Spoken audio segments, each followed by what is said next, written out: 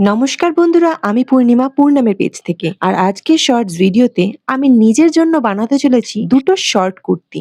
তবে এখানে একটি আমি বানাবো প্রিন্সেস প্যাটার্নের ওপর আর একটি নর্মাল প্যাটার্নের ওপর। এই দুটো কুর্তির মধ্যে প্রথম এই ইয়েলো কুর্তিটা, যেটার প্যাটার্ন আমি নর্মাল প্যাটার্নে বানিয়েছি। যেই ধরনের নর্মাল প্যাটার্নের কুর্তি আমরা সাধারণত পরে থাকি, আর এই রেড কালারের যে কুর্তিটা তোমরা দেখতে পাচ্ছ, তো এটাকে আমি বানিয়েছি প্রিন্সেস প্যাটার্নের ওপর। এই দুটো কুর্তির প্যাটার্ন দুরকম ভাবে বানানোর একটা বিশেষ কারণ ছিল।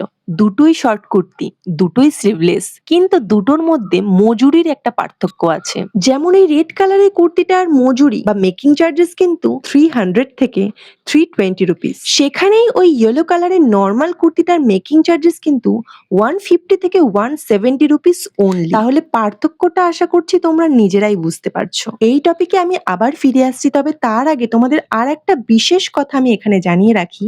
সেটা হলো, এখানে প্রত্যেকটা কুর্তি কিন্তু 85 সেন্টিমিটারে তৈরি করা, মানে মাত্র 85 সেন্টিমিটারে একটা কুর্তি এখানে বানানো।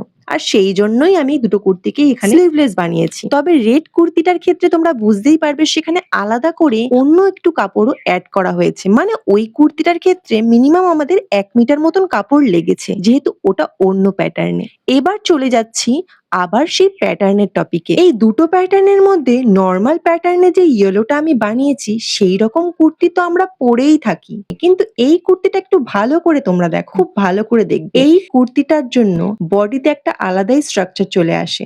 আমি যদি ব্যাকে এই ফিতেটার সিস্টেমটা না করতাম, তাতেও কিন্তু এর মধ্যে বডিতে একটা আলাদা স্ট্রাকচার আসতো। আর তোমরা যারা দুটো কুর্তি এখানে দেখলে, তাদেরকে বিশেষ করে বলে রাখি, এখানে ইয়েলো কুর্তিটার থেকেও কিন্তু রেড কুর্তিটা বেশি কমফোর্টেবল।